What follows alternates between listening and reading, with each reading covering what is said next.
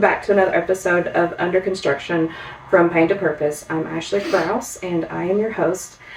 And today I have a very special guest with me. I'm sitting here with my son Dawson, and one of the things about this podcast is I want to be able to share the different perspectives from all backgrounds. So not just from the person who has struggled with addiction, not just the family member, but also I think it's important that there are so many children that witness their parents in active addiction, and a lot of times, they don't have the outlet or the space to share what they experienced. And so I'm really grateful that my son got to be here today. He's my youngest, and I'm really proud of the young man that he has become. And so, Dawson, I want you to share a little bit about when you were younger, growing up in Sparta. What's your earliest memory of watching your mom in addiction? Really, my earliest memory is probably just seeing how sick you were a lot. You were really sick a lot. Yeah. And not knowing what to do. At such a young age, it felt like I was trapped. So, I could go into real depth. Yeah, I can imagine it was scary because you were, 5 or 6 even? I was pretty, ever since I was born, it was like that, but I was probably around 5 is when I really started to understand a little bit. What were some of your thoughts when you were that age, watching your mom go through the different things that she went through? Really just why? Why did you decide to do it? Why didn't you want to stop? I was 5, 6 years old. I was nothing in my control that I could. No one's going to listen to a 6-year-old trying to tell them to stop. Did you realize what was happening, or was it kind of confusing? At first, it was really confusing, and then I guess learned more, and I realized I was like, oh, that's what they're doing. What were some of the feelings that you felt when things may have been really chaotic? Were you scared? I felt scared, just alone, really. All I really had was my sister and my papa at the time, and it's like, it wasn't just y'all battling addiction. You and Dad had problems too, and on top of that, it just felt like there was no way out, and that's just how my life was just going to be. I appreciate you sharing here today. I know it's hard. I just want you to know that, your story can affect so many, especially young folks your age and even younger that might currently be going through it with a loved one or a parent, and so it's brave. It's really brave of you. So when you look back, did you ever think to tell anybody what was going on, or were you scared to? I thought, honestly, that it was just normal, because that's what I saw all my life was growing up. That's what everyone did. We didn't live in the best neighborhoods across from a trailer park where that's what also people would do, and I thought that's what everyone was doing. So I didn't really voice what I saw out, because I thought that's what everyone was doing. Yeah, and I hear that a lot too. I think in the work I do, a lot of folks said that they grew up watching parents that used, and so a lot of times that often trickles over into the children growing up and using. And so I'm grateful to see your path has been completely different, and you're a senior this year, and you make really good grades, and you've got your head on your shoulders. Do you think that if we had stayed in Sparta, that your path could look completely different today? Yeah, honestly, I believe that I probably would have been out of school by middle school, and probably been in jail, in juvenile, made horrible decisions most likely, but I'm really grateful that we got out and moved to East Tennessee and started a new life. Yeah, me too. I'm really grateful for that opportunity. A lot of families don't have that opportunity. A lot of families don't make it out of this, and so I'm grateful for the support that we did have. Unfortunately, it took many years of walking through hardships with you and Chloe and your dad, and you witnessed things that you definitely shouldn't have witnessed. So looking back to towards the end there, what was it like when things were at its worst there at the end when Right there at the end, I remember I was in school, and the CPS worker came and got me, and I thought I was going to be taken away from both of y'all forever, because I remember Dad left, and I didn't see him. It felt like for like a month or something, and I didn't know what was going on when I was taken, and I didn't know what you were doing, and but I do remember like that week of school was pretty rough on me, because of what was still going on at the house when it was just you. yeah, what were some of the fears that you had when it was just me, you and your sister? That we'd end up homeless. I felt like we were going to be on the streets. I mean, we've always had a place to live, even when we had our house and we had to move into that trailer behind the house. Like, I always felt at least secure. I had a roof over my head. But then towards the end, it really just felt like when Dad left, that was like the end for us. Like, I didn't think we'd make it out. I can imagine it was scary at being so young, not knowing if you were going to have security of having a shelter over your head. That's a lot for a little one, and I think families don't realize that children see more than what you think. I know when I was using, I always thought that I was being careful, I guess you could say, not realizing that you and your sister were seeing things that you definitely should not be seeing. And looking back, I'm definitely regretful of that. And you had said something a few minutes ago about, you often wondered why you couldn't just stop, and that's something a lot of individuals that are struggling with ask ourselves, that, like, why can't we just stop? And we don't look at the underlying trauma and the different things going on and the lack of resources and support. And I'm grateful today being in East Tennessee we have that, not just for the person that struggled, but also the family. It's not said enough, but addiction doesn't just affect the person using. It affects the whole family. It affects our communities. And it's hard.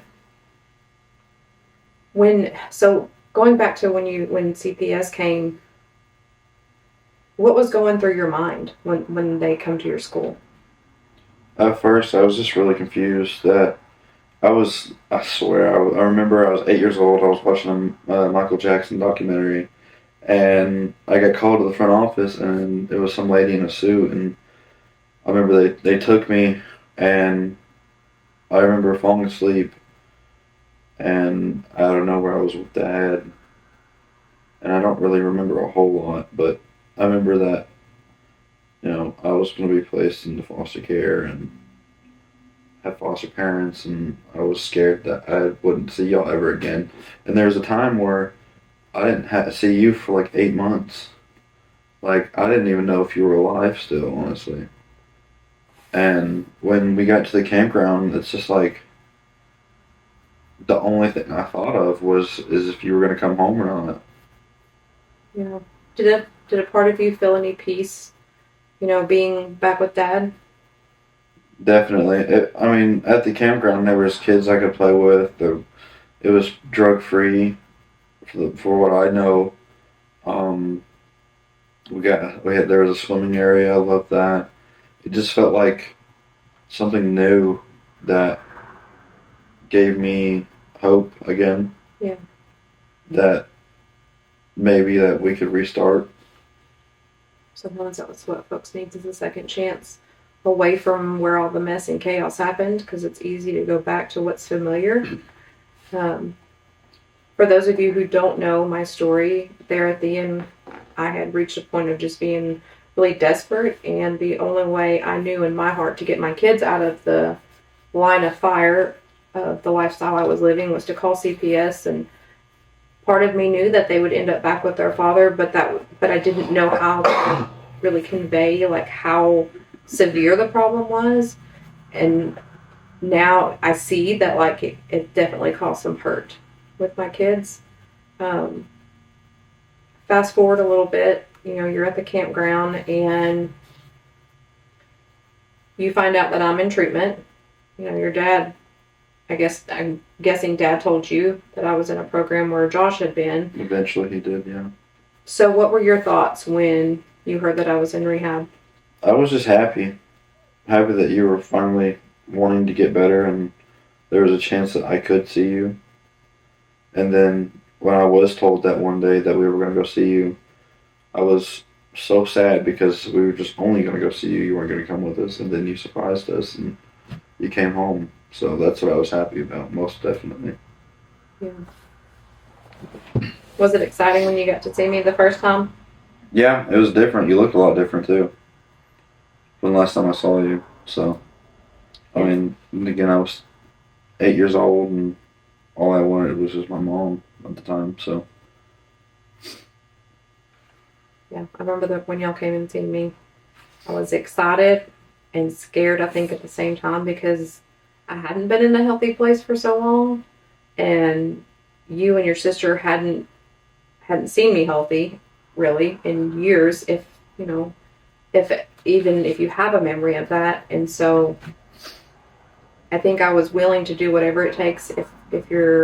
If y'all had asked me to stay for that full year, I definitely would have, without a doubt. I was willing to do whatever it takes. And I think that was the difference this time when I went to rehab, is that I wanted it for me. I wasn't doing it because somebody said that they were going to take y'all away, or that, I was forced to go. I simply did it because I knew I had to be better. And so when y'all came, I was excited but scared because I didn't know how. I want to say I didn't know how to be a good mom, but I didn't know how to just start over. I didn't know how to pick up pieces.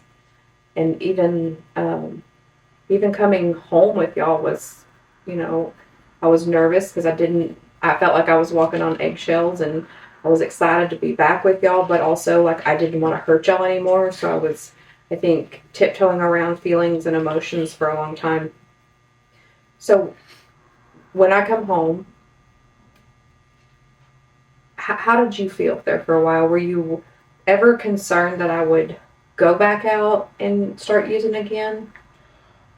There was definitely a trust break that I felt like I needed validation from you that you will be better this time. I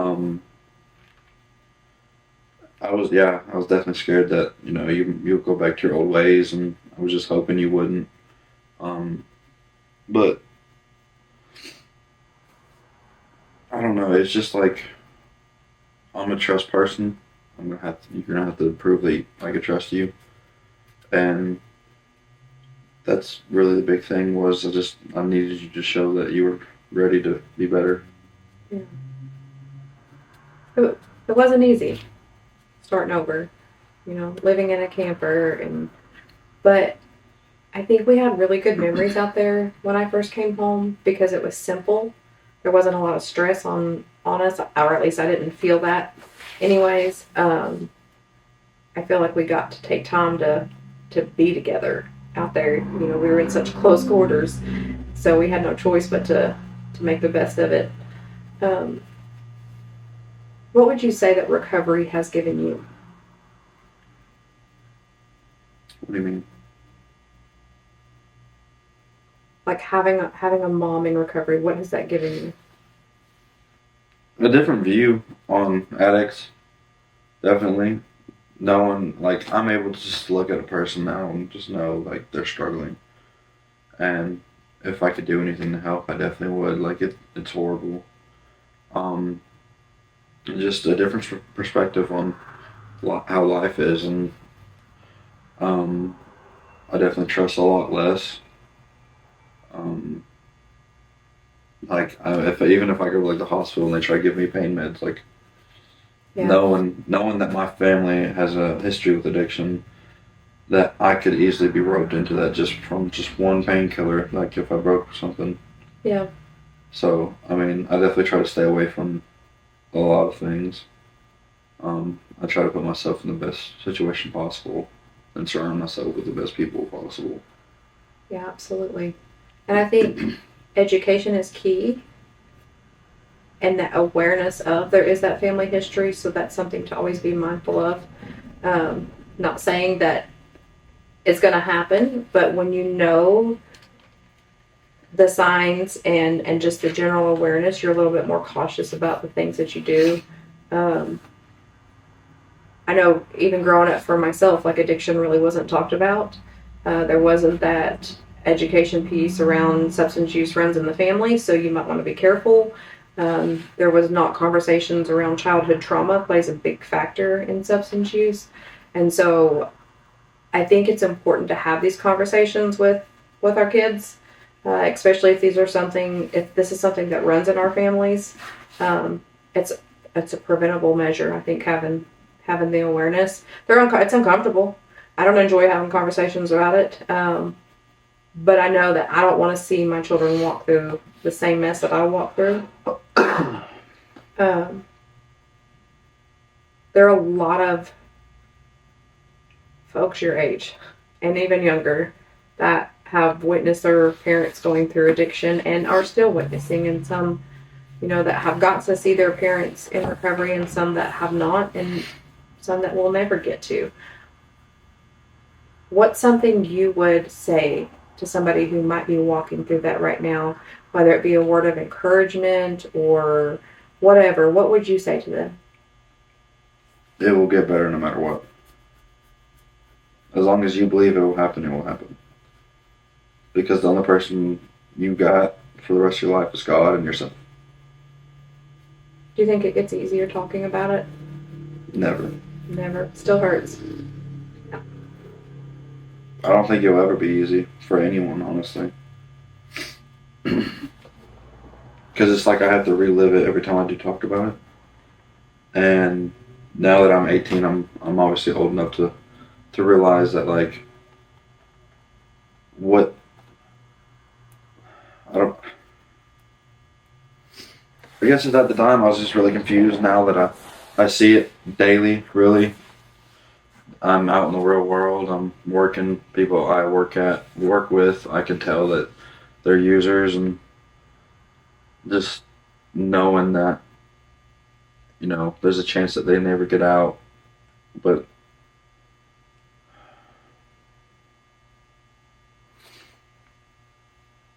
I don't know, I'm just really grateful that we could get out. And I'm grateful that I have a mom like you that tries to keep me away from stuff like that. Definitely say I'm a little overprotective. I don't want to live my life going house to house, shelter to shelter, and missing teeth and stuff like that. Like, I'm happy I have what I have, and I'm trying to. I don't ever want to touch a drug in my life. Yeah.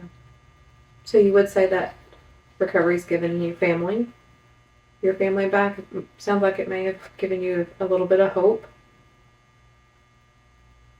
I definitely would say that, yeah. I love you. I love you. And I'm really proud of you. I'm proud of you, Mom. Is there anything else you would like to share?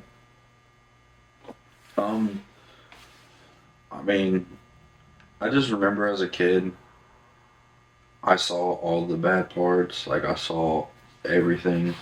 But also, y'all tried y'all's hardest to make everything right. Because y'all would try y'all's hardest with getting us groceries for the month. I mean, y'all would, make sure our Christmas and birthdays were perfect as much as y'all could. I mean, y'all still tried. So that's what I'm most thankful for, is that y'all still tried even though y'all were still battling it with addiction yourself. We definitely loved y'all. We still do. Sometimes we do the best we can with what we have, and when we know better, we do better. So over the years, the more we have healed and learned, the better we've been able to do. And I hope that process just continues, that just keeps getting better. Life is hard, but I've learned today I don't have to pick up and use to run from it. I can turn to God and pray about it and utilize my support and my family, because there is nothing worth running back to. I can tell you that. That is one thing that I learned from a very young age. Is I was raised in a church pretty much with Papa. And then moving here, we find a church and life changers. Yeah. So I feel like that's definitely helped me on my path to stay away from substance abuse. And also, I have a question for you. If you and Dad never had kids, do you think y'all would have stopped using? Do you think we were one of the main factors for y'all to stop? Like, why we quit using? Yeah. I think I just wanted, I wanted to feel life again. And when I finally had enough, I was so dead inside that I just remember crying out to God, just kill me. I cannot do this anymore.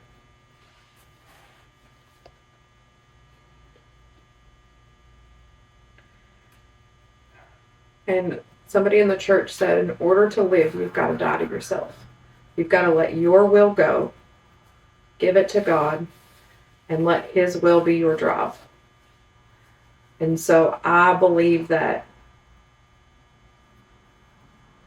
I let go of my old ways that night and chose to live for God, live for myself, live for my children.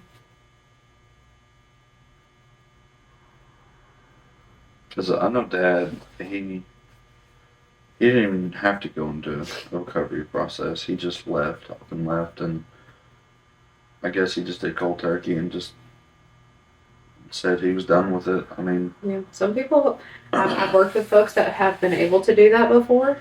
For whatever reason, mine was just not. I couldn't. I tried many times, and could not get a grip on it for whatever that reason was.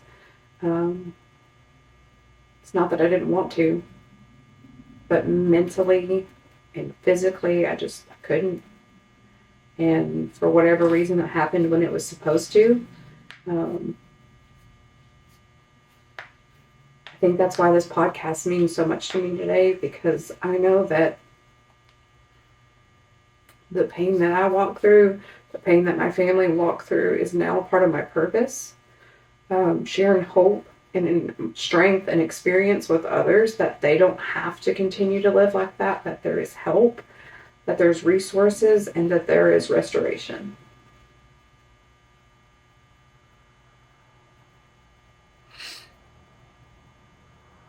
Anything else? I really want to thank you for being on this episode and being vulnerable and being real with, the things you experienced as a child and on up into being a young adult, a young man, which is just crazy to wrap my head around. Time flies. Don't know where it goes, but for those of you tuning in, I want to thank you for sticking around and being here with us. I also want you to know that if you are watching this and you are struggling, that there is hope and there is help. I'm a phone call away. If you're ready to take that step, please reach out. Give me a call. I'll get you connected with whatever resource we have that we can provide. Know that you're loved. Until next time, thank you for tuning in.